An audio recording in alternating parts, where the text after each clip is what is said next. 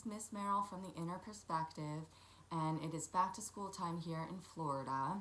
Where I am, we're actually starting school tomorrow, and I know that your teachers and educators have been working super hard to get classrooms ready and schedules done and everything prepared so that students can have a successful start of the year. I also know that there are some students in our community who are worried and or anxious or nervous about coming back to school. So I wanted to make a video for parents so that you can help your children to be as successful as possible when coming back into school this year. So I have 5 different tips for you that might help. So we're going to dive right in. The first one is connection.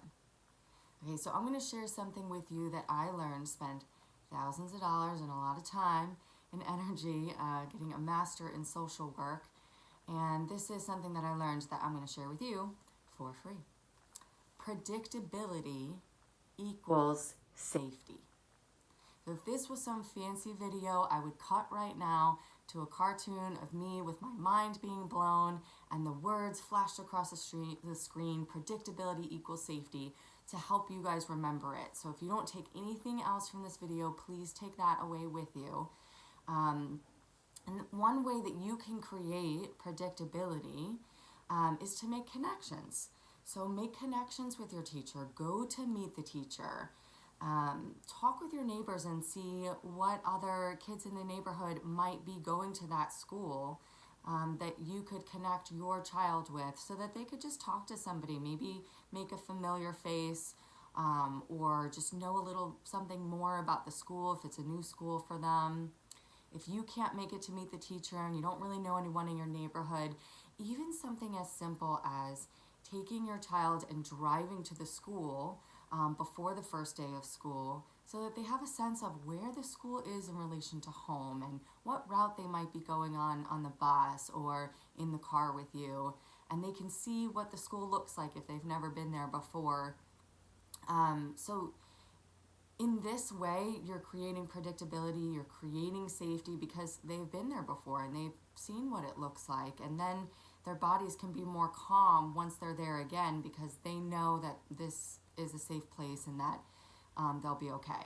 Now, on the first day of school, there's going to be other things that will come into play, of course, that might make them nervous. You know, it's different than just driving there before school starts because now they have to deal with meeting everybody and all kinds of other things come up. But this is one way that you can help to have like their nervous system be a little more calm.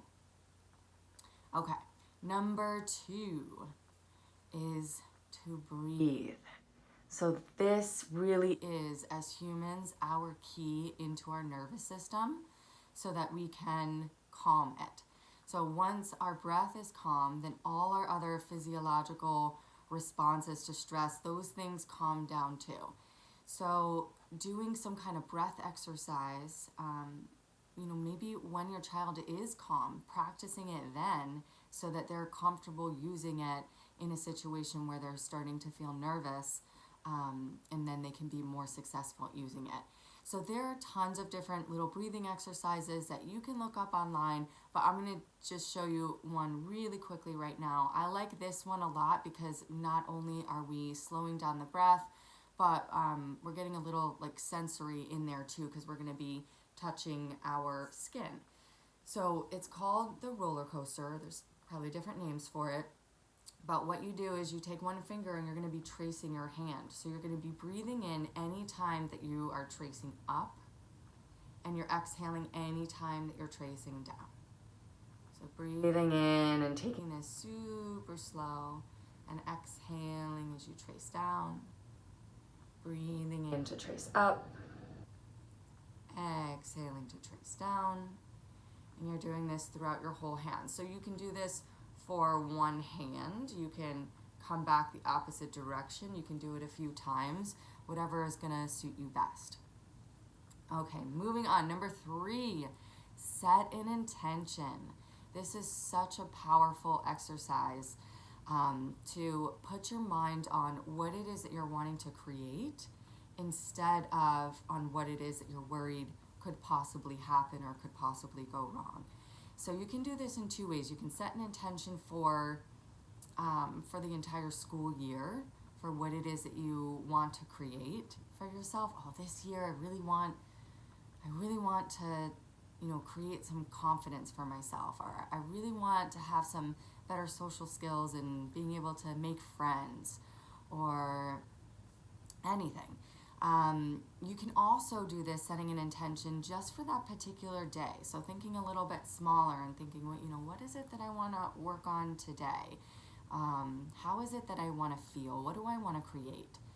And a cool way to do this is Gabby Bernstein actually came up with 4 questions to ask yourself on a daily basis. So kind of like a little journaling exercise. And you can give this to your kids if you think it's something that would help them. So the first question is, how do I want to feel? I'm writing down how is it that I want to feel today? Number 2, who is it that I want to be? Who do I want to be? Number 3, what do I want to give?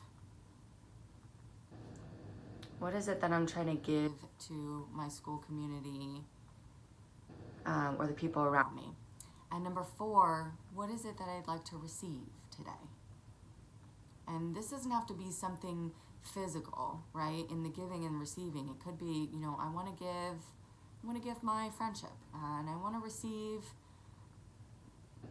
like kindness. So those are just some examples of how you can set an intention. Number 4, believe. So parents, you have to believe that your child is going to be okay. So they're really going to take their cues from you. If you are super nervous and super worried about them, they're going to pick that up and they're going to take it on. So you really have to take a look at that and see, how are you responding to this situation, and how can you respond in a way that they might pick that up as something that's good for them. Now, does that mean that you're just ignoring your child's concerns or your concerns, and you're just kind of Pollyannaing it and saying everything's going to be okay, you're fine, don't worry about it? No, absolutely not. But it means that you talk to your child about it and you say, hey, I know that this is hard. This is not an easy thing to do. Going back to school or going into a new school or whatever the situation is, this can be a challenge. But I also know that even though it's difficult, I know that you can get through it. So having that kind of belief in those kinds of conversations with your kids can help. And number 5, the therapy that I most often use is solution-focused brief therapy. Okay, and this is where we're asking questions and really trying to unearth what are the strengths in our clients. And so I'll urge you to do that kind of thing in exploring these concerns with your child. So one question that you could possibly ask, and I would do this maybe especially when they're in a good mood, because sometimes when someone's in a bad mood, it's just really hard to see the possibilities. So, but asking a question like, what do you know about yourself that lets you know that you can get through this? Is a great thing to ask, so that they can start to look and think like, oh, like, how do I know? Well, I know maybe I'll be okay. I know I'll be okay because I did this last year. I've done it before, so I know that maybe I'll be okay. Or I know that I'm really good at making friends, so I know that that's something that will help me and something that I'm good at. So you can ask them that question, or you can make some kind of a list with them, depending on what it is that they're nervous about. Maybe they're nervous about making friends, and so maybe you can make a list with them, like 5 different things that they know makes them an awesome friend. And really let them answer it. Let them come up with this. Trust that they can do that they can come up with these 5 things or 3 things that are awesome about them, that helps them to be able to make friends. Or whatever it is that they're struggling with at the time. Just making a list of their strengths and how they know that they can make it through this. So those are my 5 tips. If you have questions, you can post them below. I'd be happy to help. And I hope that that's helpful to you and to your kids as you guys are getting into the new school year. I hope it is an awesome one for you. Have a great day. Bye.